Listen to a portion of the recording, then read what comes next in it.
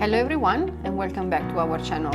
I'm Anonora, I'm a registered migration agent here in Perth and the agency I manage is Green Wings Migration. Today's video is going to be part 2 of the working holiday visa video that we recorded last time. So if you have missed out on the part 1, please go back to the channel, find the video. It will give you a nice understanding and overview of the working holiday visa system, what they allow you to do, what they are, and how to stay in Australia with your working holiday visa. Today's video, however, is about how to use the working holiday visa to stay in Australia longer, jumping from a working holiday visa to a better, more stable visa solution. And then again, like the previous format, we have questions that I'm going to answer and hopefully they are specific to your own circumstances so I can help you understand what you could do. If you will still have doubt after the video, obviously feel free to reach out to us, send us a message, send us an email, and if needed, we can always organize a professional consultation where we have enough time to go through your details and understand your specific solutions. So, first question. I want to stay in Australia longer. How can I extend my visa? Right, super broad question, one of the most common questions I receive, to be honest. And I must say that a lot of people have started to understand and appreciate my usual advice, that is, if you are in Australia with a working holiday visa, speak with a migration agent sooner rather than later. Because the past week I had more than one person, I would say at least 5 people, coming and asking me what their options could be, knowing that they are very early in the process. Like one person was here just since 3 weeks, so super new in Perth, but they already wanted to understand what they could do with their future, which is great in my opinion. So obviously, when we move away from working holiday visas to more stable visas, we have to open a complete new chapter. And specifically, we can then choose a student visa, which allows you to get Australian qualifications and enter theoretically more easily into the Australian job market. You might then use work visas, and in the work visa sphere, we must distinguish between sponsor visas and skill visas. And then we have the family visas. So obviously during your stay in Australia with a working holiday visa, you might find the love of your life and you might want to explore partner visa options, for example. So let's start from the first option I gave you, which is the student visa.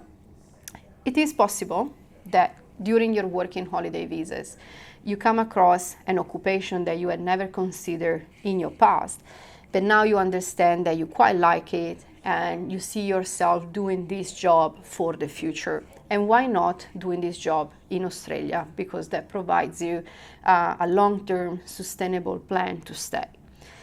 However, Australia is quite particular when it comes to work visas, and in most cases they require you to have the correct qualification, so the specific qualification for your job. Let's, for example, make an example out of carpentry. Okay, so let's say that you come to Australia.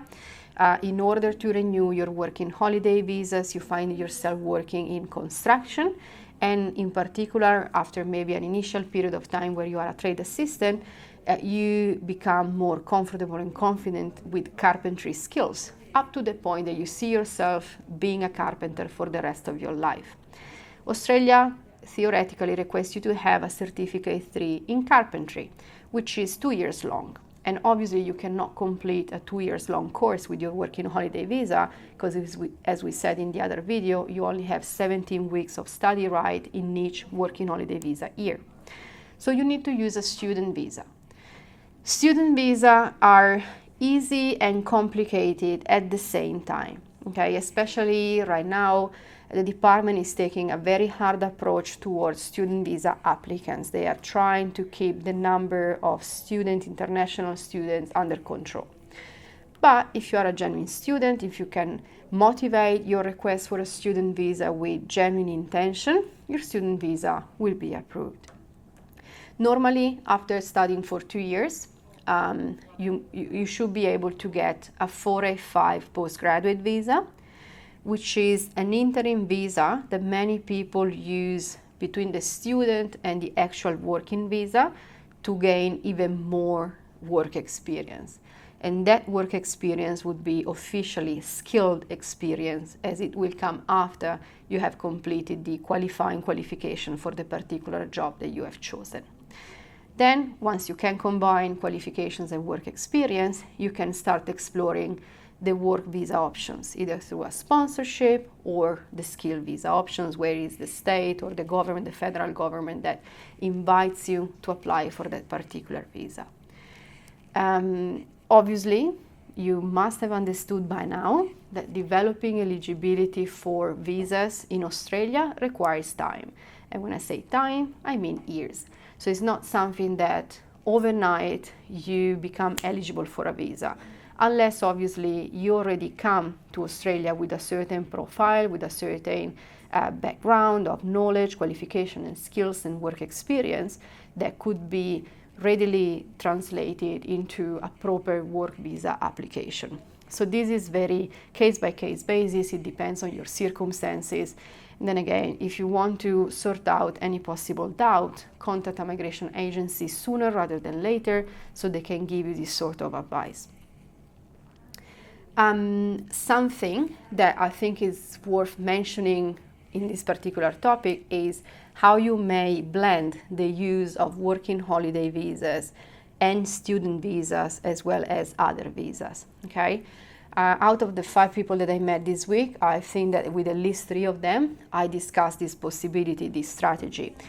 You don't have to use your working holiday visas all in a row. And something that I do recommend people doing is do your 88 days during the first working holiday visa. Keep the right to use a second working holiday visa for later on, obviously assuming that age is not a restriction for you. Apply for a student visa following the first working holiday. Study for the amount of time that you need to study. Then use the postgraduate visa if you can.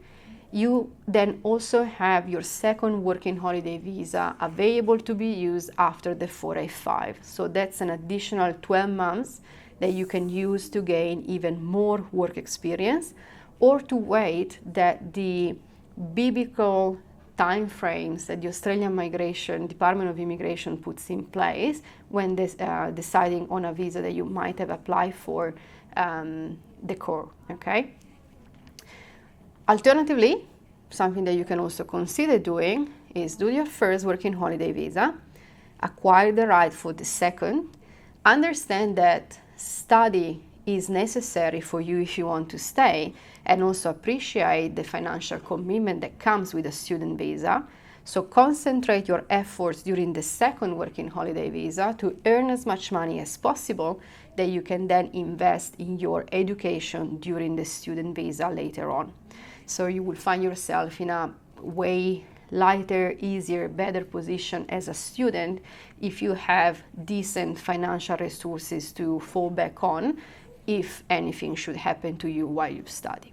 So before moving on to the second question, which is extremely interesting, I just want to remind you that we have many videos on the channel that speak in more details about the sponsorship visa route, the passage from student visa to postgraduate, the postgraduate visa itself, the skill visas, the family visas, partner visas.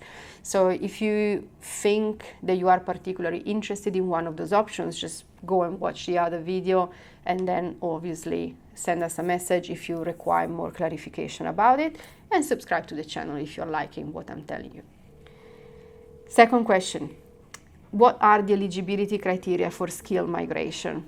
Again, so obviously this opens a big topic to discuss, but rule of thumb, Australia wants people to have combination with work experience and qualifications that are related.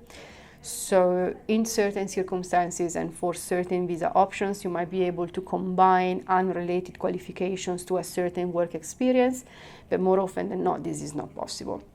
So it is important that you understand for your own occupation what's required, if it's a licensed occupation, and if it is, what steps you need to take in order to become licensed, because skilled migration and permanent residency are in general allowable only if you can demonstrate that you can get your full license for the job that you are doing. So very important to check beforehand. And then we receive a question that is very much in line with what we have already discussed, which is what are the possible visas that you could aspire if you are in Australia with a working holiday, which leads me to another advice. So I always say, if you are in Australia, speak with a migration agent as soon as possible to understand what you do. But why waiting to be here? Why not doing it while you are still at home? Ready to prepare your trip, ready to put together all the documents that you might need in the future. This is something that people do, especially when they try to migrate and they are over a certain age.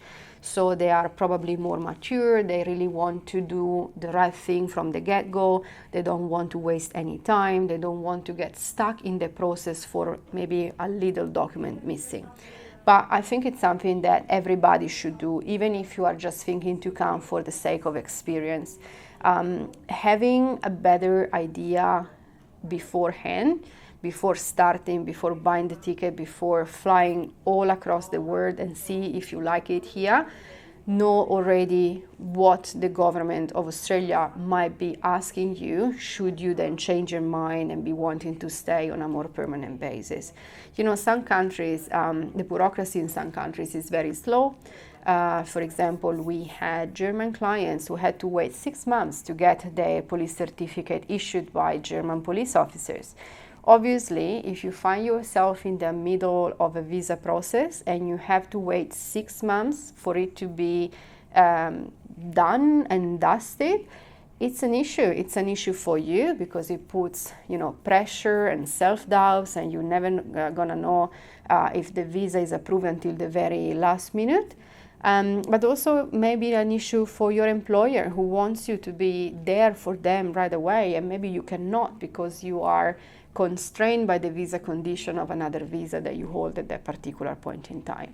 So again, knowledge is power. If you know super early what you might come across with and how to overcome certain obstacles, you will definitely have a better experience. My personal recommendation, something that is very important, and I think my colleague Stefania also talked about it in another video on our Instagram channel, is don't think that you have a lot of time available.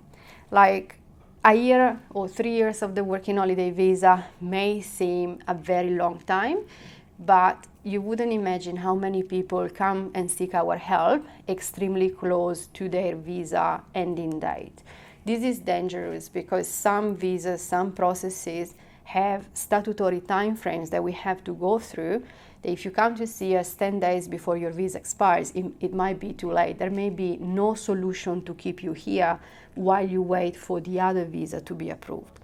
And obviously, we can all appreciate that being told, oh, you have to leave tomorrow if you want this to happen, it's one of the worst words that a migration agent can tell you, okay? The worst one is you don't have any option, but even leave if you want your dream to become true can be problematic because while you're here, you develop a life. So you might have a house, work commitment, pets, I don't know, whatever you settle yourself with.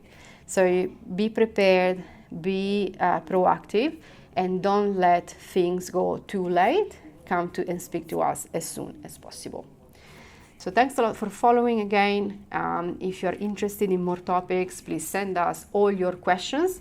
We actually get inspiration for future videos from the questions that you ask us.